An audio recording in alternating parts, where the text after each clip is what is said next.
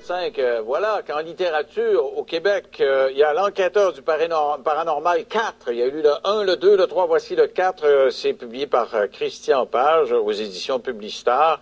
L'enquêteur du paranormal au cinéma. Donc, Christian qui décortique traditionnellement, c'est ce qu'il fait maintenant dans ses livres, les légendes urbaines ou les cas qui sont très publicisés liés à des phénomènes paranormaux. Il est avec nous. Bonsoir, Christian Page. Bonsoir. Alors, c'est toujours très intéressant de vous lire.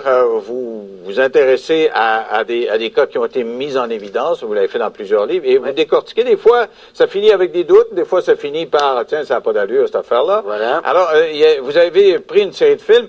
On va j'en ai choisi quelques-uns, là, ça nous permettra de comprendre ce que vous avez fait. Vous avez parlé, entre autres, du film La Conjuration. Alors, pourquoi parler d'un certain film et pas d'autres? Ben, en fait, ce que j'ai choisi, c'est amusant parce que vous avez mentionné les autres ouvrages précédents. On peut dire que celui-là, c'est le 4e de la trilogie. Parce qu'au départ, il était entendu de faire 3 thèmes, l'enquêteur du paranormal. Et puis, avec la popularité des films adaptés de faits divers insolites au cinéma, j'ai décidé de me pencher donc sur 15 films qui avaient été commercialisés comme étant basés sur des histoires vraies pour essayer de regarder quelle était la véracité du fait divers qui a inspiré le film. Et pourquoi avoir choisi ceux-là? Parce qu'ils ont connu éminemment beaucoup de succès auprès du public. Par exemple, La Conjuration, je dirais que c'est probablement le film d'horreur, un excellent film d'horreur d'ailleurs, l'un des films d'horreur les plus populaires des 4 ou 5 dernières années. Donc j'ai choisi celui-là, encore une fois un film basé sur une histoire vraie. En fait, c'était assez amusant parce que le livre est un peu comme un gâteau à 3 étages. On a le premier étage qui est le film lui-même. Le deuxième, c'est le fait divers qui l'a inspiré. Et ensuite arrive le dernier étage, l'investigation derrière le fait divers qui a inspiré le film. Et là, vous tranchez si ça a du bon sens ou pas.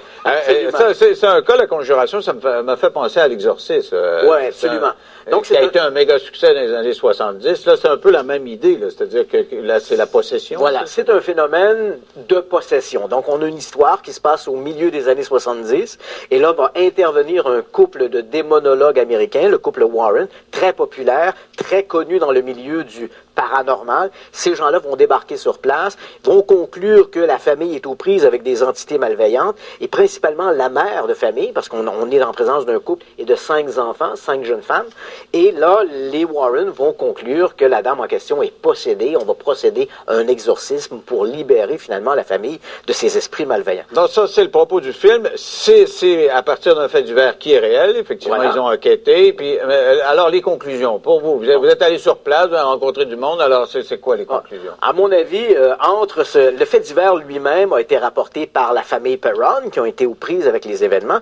Mais quand on regarde sur une investigation sur le terrain, on constate que à la fois les Perron, comme le cinéaste, on a pris beaucoup de liberté artistique par rapport aux événements vérifiés et vérifiables. Donc, évidemment, je ne peux pas me prononcer sur ce qui s'est passé entre les murs de la maison des Perron. Je n'y étais pas. Mais je sais qu'ils font référence à des événements historiques locaux. On se trouve au Rhode Island, et là, on nous parle d'une femme, Bathsheba Sherman, qui aurait été une sorcière, qui aurait assassiné un de ses enfants.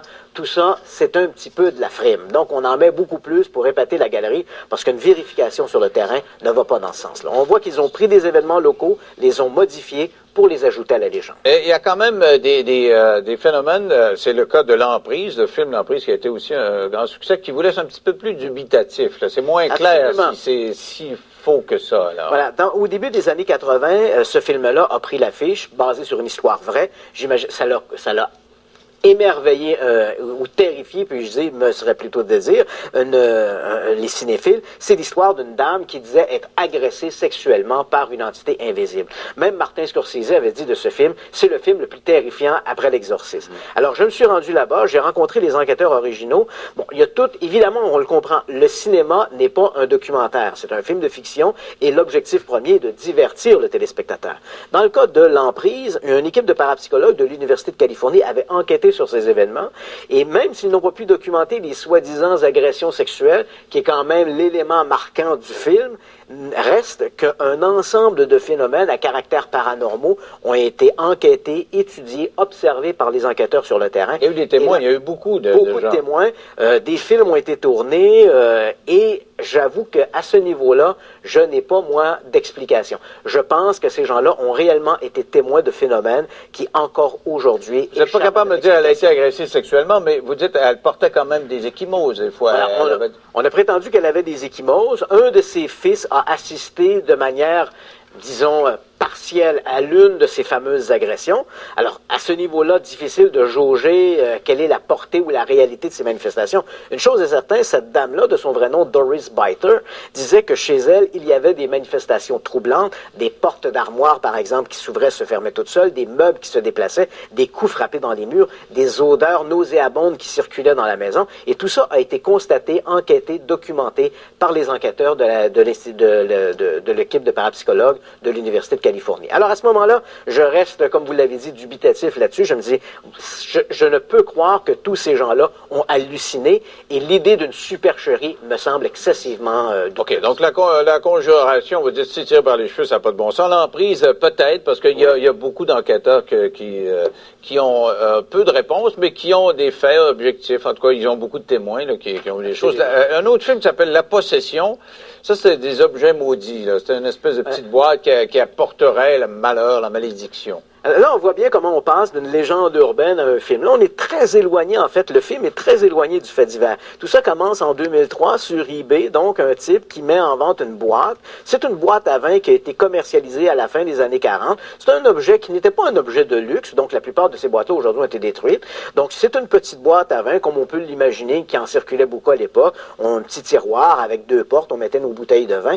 Et cette boîte a été transformée au fil des ans en une forme de tabernacle pour des adeptes visiblement d'obédience juive. On a une petite pierre sur laquelle est marqué Shalom, puis quelques petits objets. Et à partir du moment où le type s'est procuré cette boîte-là, on parle ici d'un antiquaire, des malheurs sont tombés dessus les uns après les autres. Son commerce, il a fait faillite. Sa mère est tombée malade. Ses employés sont tombés malades. Des choses mystérieuses se produisaient dans son commerce. Il décide en 2003 de vendre la fameuse boîte. Et là, le nouveau propriétaire, lui aussi, se retrouve aux prises avec toutes sortes de déboires. Finalement, cette histoire-là va être rapportée dans la presse et un producteur hollywoodien va entendre parler de l'histoire et va l'adapter au cinéma. Le film est très éloigné du fait divers, néanmoins, la trame reste la même. C'est une boîte qui porte malheur et le propriétaire de la boîte actuelle, un type qui s'appelle Jason Axton, continue de maintenir que cette boîte-là, elle est magnifique, elle est maudite, parce que dans la vraie vie, la vraie boîte, elle existe. Et lui, il soutient que c'est maléfique, mais en même temps, il y a des gens qui ont pas voulu l'avoir. Ils l'ont eu 2 semaines. On n'en veut pas, c'est pas quelque chose chez nous. Tiens, prends la boîte qui te donne à la belle-sœur, aux frères, aux cousins, parce que personne ne voulait de la boîte. Absolument. Mais là, c'est parce qu'on interprète a posteriori, ça va mal pendant 2 jours, puis ça veut pas dire que tout le monde est mort à chaque fois. Non, effectivement, mais tous ceux qui ont eu la boîte momentanément en leur possession soutiennent tous avoir vécu à répétition des malheurs qui semblaient apparemment défier les lois du hasard. Est-ce que c'est un conditionnement ou si des malheurs comme quoi? Donnez-moi des exemples. Par exemple, dès que Jason Axton, le nouveau propriétaire, a acheté la boîte sur eBay, dès qu'il l'a obtenue chez lui, le lendemain matin, il s'est réveillé avec les yeux exsangués, pleins de sang. Alors, il est allé voir un ophtalmologiste. On n'a pas trouvé de conditions, d'explication à son état. Alors là, il s'est dit, mon Dieu, est-ce que j'ai touché la boîte? Je me suis touché les yeux. Et finalement, je souffre d'un effet allergique. Sa femme est tombée malade. Son chien est tombé malade, un arbre a été déraciné devant sa maison, et tout ça en quelques jours à peine. Tant et si bien que Jason Axton a décidé de se débarrasser de la boîte, et pas de n'importe quelle façon. Il a fait construire une espèce d'arche qu'il a couvert d'or à l'intérieur, s'inspirant du récit biblique de l'arche d'alliance de Moïse. Il a placé la fameuse boîte à 10 boucs, parce que l'esprit malveillant de la boîte serait apparemment une sorte de démon qu'on retrouve dans la culture hébraïque. Il a fait mettre la boîte dans cette arche, fermée, placée dans une boîte de transport de l'armée, les gros caissons. Est-ce que ses yeux ont guéri? Oui, éventuellement. Et la boîte a été placée dans une sorte de hangar du genre Indiana Jones. Vous savez, le genre de hangar où la boîte, on ne la retrouvera jamais. Mais il existe une copie de la boîte que Jason Axton a mis en contact avec l'original, parce qu'il existe une tradition que le mauvais esprit va se transférer dans la boîte. Et cette boîte-là, elle est chez moi. Depuis quelques mois. Puis avez-vous des problèmes? J'ai pas eu, pour l'instant, j'ai pas connu trop de malheur. Donc, effectivement, j'ai la fameuse boîte à 10 boucs chez moi, mais j'ai pas connu beaucoup de problèmes avec cette boîte-là. Okay. C'est un objet qui est quand même extraordinaire. Non, vous dites le film est bien réalisé, bon, mais c'est un mythe. Faut y croire. Je pense qu'il faut y croire un peu à l'histoire de cette boîte pour accepter que tous les malheurs qui surviennent soient liés à ce mauvais esprit. Un autre film sur les ovnis, parce que les ovnis, ça a été omniprésent au cinéma, et il y a un cas qui a été soulevé, un cas qui avait été très médiatisé dans un film qui s'appelle Fire in the Sky, et ça finit, votre analyse, là aussi vous êtes un peu dubitatif, même si le film ne trouve pas extraordinaire en soi. Racontez-moi. Bon, dans le cas de Fire in the Sky, c'est un récit qui date du milieu des années 70, le récit donc d'un type qui s'appelle Travis Walton, qui affirme avoir été enlevé par des extraterrestres alors que lui et ses compagnons travaillaient dans un chantier d'abattage près de Snowflake, en Arizona. Et ce Travis Walton est disparu pendant 5 jours. Lorsqu'il est revenu d'entre les extraterrestres, il a raconté son histoire et qui a été, comme vous l'avez mentionné, excessivement médiatisée. Pour certains, on considère cette histoire comme l'une des meilleures histoires d'enlèvement jamais rapportées dans la presse.